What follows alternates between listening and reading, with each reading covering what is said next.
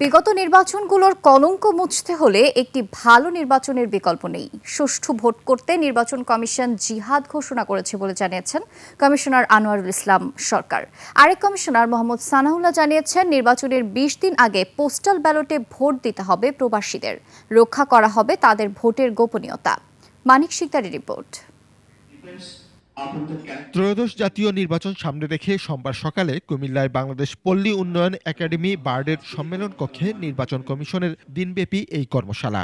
লক্ষ্য, নির্বাচন প্রক্রিয়ায় ভোট গ্রহণকারী কর্মকর্তাদের দায়িত্ব পালনে চ্যালেঞ্জগুলো নিরূপণ ও উত্তরণের উপায় খুঁজে বের করা। নির্বাচন কমিশনার আনোয়ারুল ইসলাম সরকার বলেন, জাতিকে একটি অবাধ, নিরপেক্ষ ও গ্রহণযোগ্য নির্বাচন উপহার দিতে পুলিশ সহ প্রশাসনের সবাইকে ভয় ভীতি পরিহার করে দায়িত্বশীল ভূমিকা পালন করতে হবে।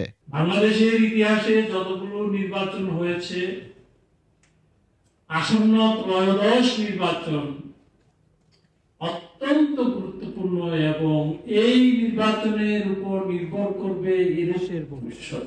আপনারাও আমাদেরকে একটু সাজেশন দিতে পারেন। বিকেলে আগারগাঁও নির্বাচন ভবনে কমিশন সচিবালয়ে পোস্টাল ভোট নিয়ে ওশেনিয়া দেশগুলোর বাংলাদেশ এমবাসির সদস্যদের সঙ্গে অনলাইনে আলোচনায় বসেন ইসি সানাউল্লাহ। দায়িত্ব যদি পালন করতে পারেন নিজেদেরকে ধন্য মনে করব। পোস্টাল ব্যালটের মাধ্যমে সঠিক সময়ে ভোট কাস্টিং একটি চ্যালেঞ্জ বলেও জানান তিনি। আমার জানা মতে কোনো কান্ট্রি নাই যারা কমপক্ষে 5 বছর ট্রায়াল না করে কোনো একটা পদ্ধতি অবলম্বন করেছে। জেনারেলি স্পিকিং 10 বছর। সেখানে আমরা বলতে গেলে খুব limited few weeks of trial and then we are stepping into ইট।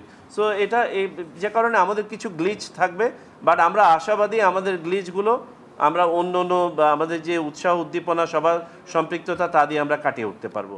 আন্তর্জাতিকভাবে পোস্টাল ব্যালটের সফলতার হার ভালো নয়, তবে তিনি মনে করছেন এক্ষেত্রে গ্লোবাল স্ট্যান্ডার্ডকে বাংলাদেশ ছাড়িয়ে যাবে। এই নোবেল এন্ডেভারটাকে সাকসেসফুল করার চেষ্টা করি, অন্তত শুরুটা ভালো হোক। মানিক শিকদার, ২১ টেলিভিশন, ঢাকা।